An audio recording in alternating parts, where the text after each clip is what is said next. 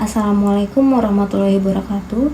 Saya akan menjawab soal ujian isolasi senyawa bioaktif nomor 1 mengenai perbedaan mendasar antara teknik pemisahan secara konvensional dan juga secara non-konvensional, serta apa saja 3 contoh kelebihan dan kekurangannya.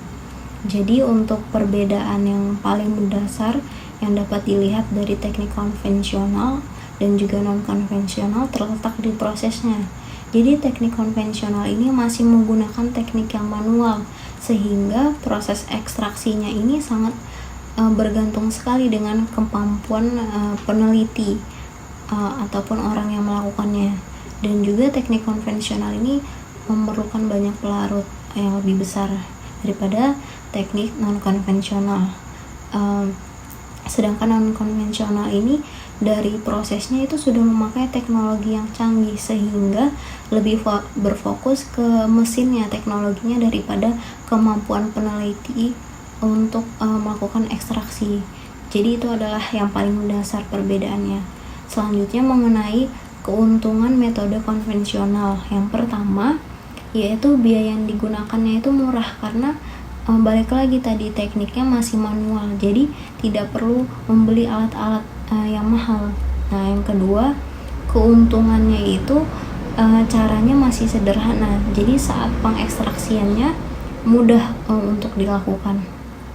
Yang ketiga, yaitu teknik konvensional ini masih menggunakan alat-alat yang gampang dicari, jadi saat butuh alat-alat tersebut itu gampang untuk mencarinya.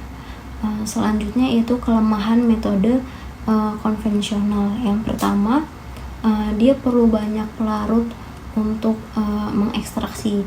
Jadi jika pelarutnya ini langka dan mahal, hal ini dapat menambah biayanya. Yang kedua, waktu ekstraksinya ini lama yang teknik konvensional, karena prosesnya tadi masih konvensional, masih sederhana. Yang ketiga yaitu senyawa yang dihasilkan itu saat ekstraksi itu rendah dan tidak maksimal, sehingga metode ini kurang efisien untuk ekstraksi bahan-bahan yang susah dicari dan juga bahan-bahan yang mahal. Lanjut ke metode non-konvensional. Adapun keuntungannya, kelebihannya yang pertama, waktu pengekstraksiannya cepat, jadi tidak perlu menunggu lama untuk mengekstraksikan jika bahan-bahan ini penting dan ingin segera dilakukan ekstraksi. Yang kedua, pemakaian pelarutnya sedikit, sehingga biaya yang dikeluarkan untuk membeli pelarut ini dapat dikurangi.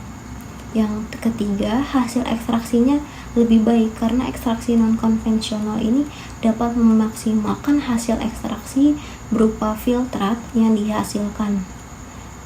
Selanjutnya yaitu kekurangan metode non-konvensional.